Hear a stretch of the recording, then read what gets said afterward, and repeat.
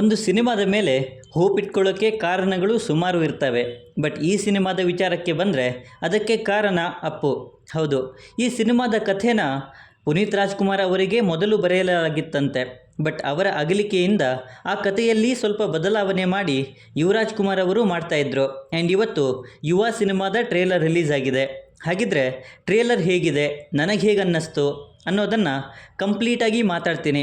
ಅದಕ್ಕೂ ಮುಂಚೆ ಚಾನಲ್ಗೆ ಹೊಸಬರಾಕಿದ್ರೆ ದಯವಿಟ್ಟು ಚಾನಲನ್ನು ಸಬ್ಸ್ಕ್ರೈಬ್ ಮಾಡಿಕೊಂಡು ಪಕ್ಕದಲ್ಲಿರೋ ಗಂಟೆಯನ್ನು ಕೂಡ ಬಾರಿಸ್ಬಿಡಿ. ಏಕೆಂದರೆ ಇದೇ ತರಹದ ಮತ್ತಷ್ಟು ಡಿಸ್ಕಷನ್ ಜೊತೆಗೆ ಭೇಟಿ ಆಗ್ತಿರೋಣ. ಆ್ಯಂಡ್ ಈ ವಿಡಿಯೋ ನಿಮಗೆ ಇಷ್ಟ ಆದರೆ ನಾನು ನಿಮ್ಮ ಕಡೆಯಿಂದ ಬಯಸೋದು ಒಂದು ಲೈಕ್ ಮಾತ್ರ. ಅದನ್ನು ಕೂಡ ಕೊಟ್ಟು ವಿಡಿಯೋನ ಕೊನೆಯವರೆಗೂ ನೋಡಿ. ಯುವ, ಇದು ಸಂತೋಷ್ ಆನಂದರಾಮ್ ಅವರ ನಿರ್ದೇಶನದಲ್ಲಿ ಯುವರಾಜ್ ಕುಮಾರ್, ಸಪ್ತಮಿ ಗೌಡ ಅವರ ಮುಖ್ಯ ಪಾತ್ರದಲ್ಲಿ ಬರ್ತಿರೋ ಸಿನಿಮಾ. ಸೊ ಸಿನಿಮಾದ ಟ್ರೇಲರ್ ಕಡೆಗೆ ಬರೋದಾದರೆ ಇದು ಯುವರಾಜ್ ಕುಮಾರ್ ಅವರ ಡೆಬ್ಯೂ ಸಿನಿಮಾನ ಅನಿಸುತ್ತೆ. ಹೌದು ಗುರು, ಇಲ್ಲಿ ಒಂದು ಕಾಲೇಜ್ ಇದೆ ಮತ್ತು ಆ ಕಾಲೇಜಲ್ಲಿ ಒಂದು ಗ್ಯಾಂಗ್ ವಾರ್ ಆಗಿದೆ. ಮತ್ತು ಅದಾಗಿರೋದು ಕೆಲವು ಲೋಕಲ್ ಸ್ಟೂಡೆಂಟ್ಸ್ ಹಾಗೂ ಒಬ್ಬ ಹಾಸ್ಟೆಲ್ ಹುಡುಗನ ನಡುವೆ. ಆ್ಯಂಡ್ ಅವನೇ ನಮ್ಮ ಯುವ. ಹಾಗಿದ್ರೆ ಈ ಗ್ಯಾಂಗ್ ವಾರ್ನಿಂದ ಯುವನ ಲೈಫಲ್ಲಿ ಏನೆಲ್ಲ ಚೇಂಜಸ್ ಆಗುತ್ತೆ ಅನ್ನೋದೇ ಸಿನಿಮಾದ ಕತೆ ಅನಿಸುತ್ತೆ. ಸೊ ಇಲ್ಲಿ ನನಗಿಷ್ಟ ಆಗಿದ್ದು ಆಬ್ವಿಯಸ್ಲಿ ಯುವರಾಜ್ ಕುಮಾರ್.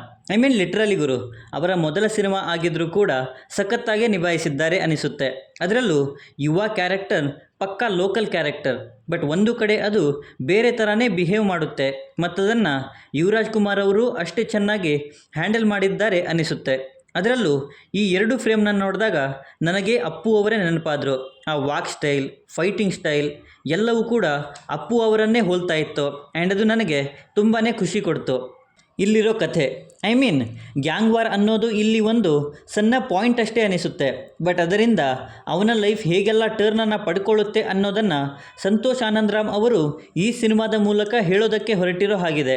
ಅದರಲ್ಲೂ ತಂದೆ ಅನ್ನೋ ಎಮೋಷನ್ಸ್ ಕೂಡ ಇಲ್ಲಿ ಎದ್ದು ಕಾಣಿಸ್ತಾ ಇದೆ. ಆ್ಯಂಡ್ ಸಿನಿಮಾದಲ್ಲಿ ಆಬ್ವಿಯಸ್ಲಿ ಅದೇ ದೊಡ್ಡ ಪಾಸಿಟಿವ್ ಪಾಯಿಂಟ್ ಆಗಿರುತ್ತೆ ಅನ್ನಬಹುದು.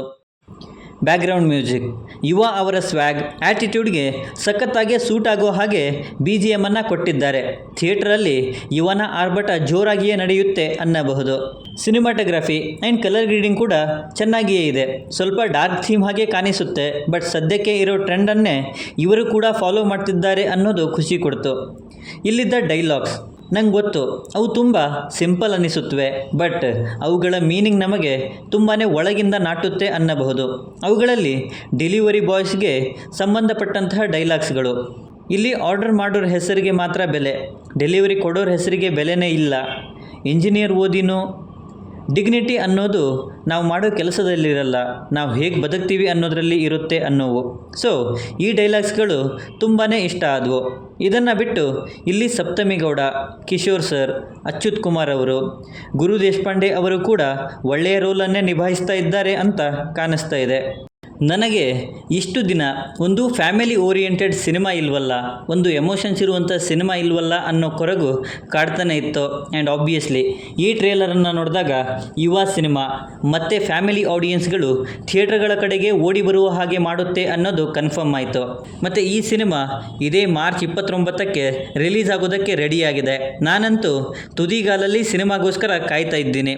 ಸೊ ಟ್ರೇಲರನ್ನು ನೀವು ನೋಡಿದರೆ ಟ್ರೇಲರ್ ಬಗ್ಗೆ ಮತ್ತು ಈ ವಿಡಿಯೋ ಬಗ್ಗೆ ನಿಮ್ಮ ಅನಿಸಿಕೆ ಏನೇ ಇದ್ದರೂ ಕೆಳಗಡೆ ಬರೆದು ತಿಳಿಸಿ. ಮತ್ತು ಈ ವಿಡಿಯೋ ನಿಮಗೆ ಇಷ್ಟ ಆದರೆ ದಯವಿಟ್ಟು ನನ್ನ ಚಾನಲನ್ನು ಸಬ್ಸ್ಕ್ರೈಬ್ ಮಾಡಿಕೊಂಡು ಸಪೋರ್ಟ್ ಮಾಡಿ. ಕೊನೆಯಲ್ಲಿ ಸಿಗ್ತಾ ಇರೋಣ.